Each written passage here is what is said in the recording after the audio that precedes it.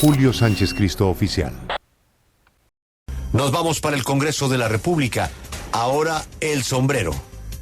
Así es, Julio, pues vamos al Congreso de la República a hablar de un hecho que ha causado indignación en el país. El Ministerio de Cultura, a través de una resolución, reconoció por orden del presidente Gustavo Petro el sombrero de Carlos Pizarro como patrimonio cultural de la nación. Quiero saludar a la representante por el Pacto Histórico e hija de Carlos Pizarro, María del Mar Pizarro. Representante, buenos días.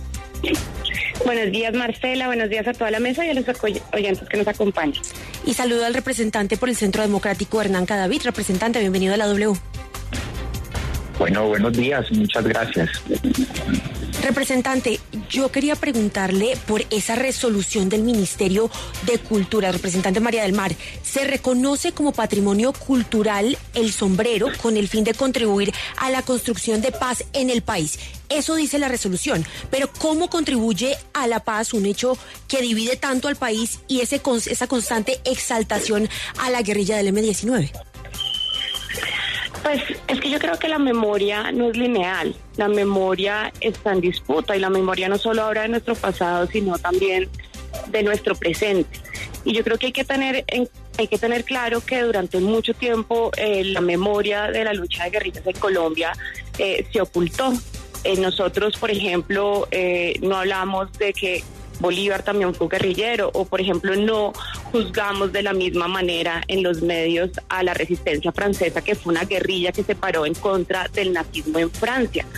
Yo creo que también hay que tener una perspectiva, y es que el M-19 fue una guerrilla que firmó la paz y desencadenó más firmas de paz en Colombia, como la del Quintín Lame, como la LPL, y más adelante, digamos, en otros países de Latinoamérica.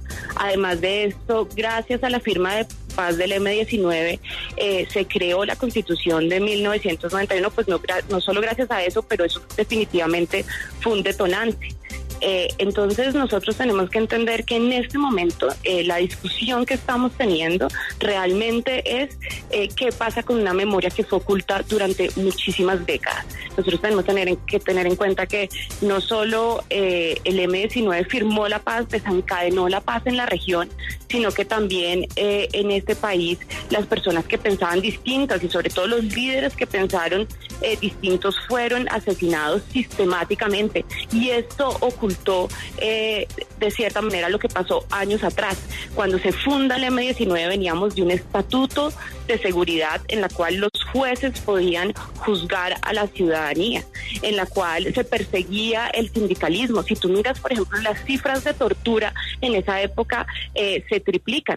Sí, estamos hablando de que las cifras que se tienen, que además pues son cifras muy subrepresentadas. Si tú miras las cifras de tortura en 1977, sí, son 186 ciudadanos. En 2 años pasan a 1.229 ciudadanos siendo torturados, desaparecidos. La gente no tenía acceso a medios. El trabajo que ustedes están haciendo en este momento no se podía hacer.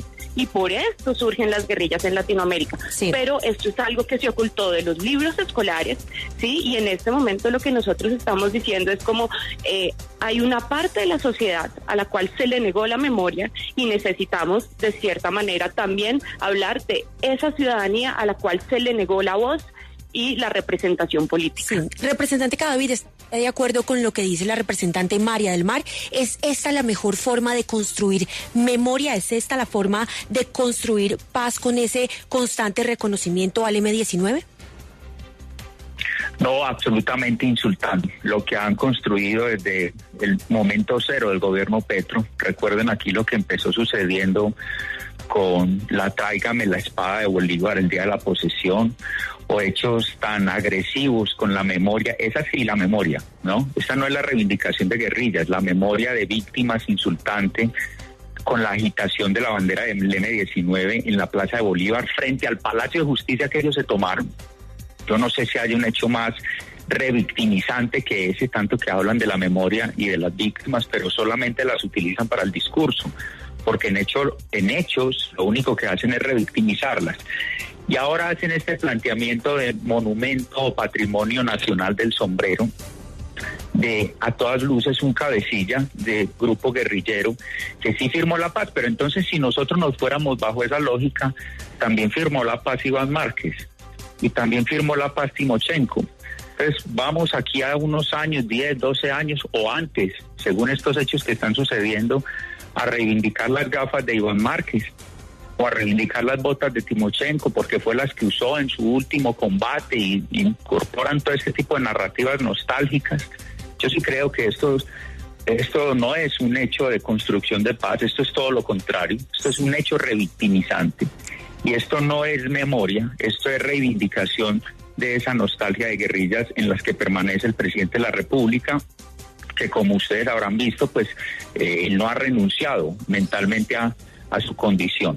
Entonces yo sí creo que esto en nada aporta, esto más divide, esto más genera, estos son hechos que por el contrario lo único que hacen es dividir a la sociedad colombiana, porque en cuestión de lo que hemos visto, pues por supuesto ellos están en función de reivindicar a la M-19 no como una guerrilla que cometió delitos, que dejó víctimas en el camino, porque discúlpenme, la construcción o la firma de un acuerdo de paz no borra los hechos que hayan cometido y esas víctimas están y esas víctimas todavía están siendo revictimizadas. Ahí está conociendo el país lo que sucedió con una funcionaria de la Cancillería, hija de un ex magistrado, que por haber dicho, señores, no nos revictimicen, la sacaron o la van a sacar de la Cancillería. Esa es la construcción de paz. Representante María del Mar, yo tengo entendido que se declara patrimonio cultural a todo aquello que corresponde a algo de tradición, creencia o logro. ¿En cuál de estas encajaría el sombrero de Carlos Pizarro? Pues yo la encajaría en un logro, porque es que el sombrero realmente es el símbolo de la paz. No es como la boina, por ejemplo, que podría ser un símbolo de guerra. En Colombia nosotros recordamos el sombrero como ese momento en el que el M-19 firmó la paz. Y yo sí quisiera contestarle a mi colega David que para nosotros discursivamente es muy fácil equiparar el M-19 a las guerrillas de las FARC o a un guerrillero con otro guerrillero, pero yo sí le quiero decir que mi papá dejó la guerra porque no estaba dispuesto a que el M-19 se metiera con el narcotráfico, porque eso degradaba, ¿sí?, el conflicto, porque se volvía ya no una lucha política, sino una lucha económica. Y esto sí marca una diferencia, y esto es lo que muchas veces se ha querido borrar de los libros de historia. Yo le quiero acordar a mi colega, con el cual además debo decir que tenemos una buena relación de trabajo, que también el presidente Uribe borró de los libros de historia de los colegios mucho tiempo lo que pasó en este país.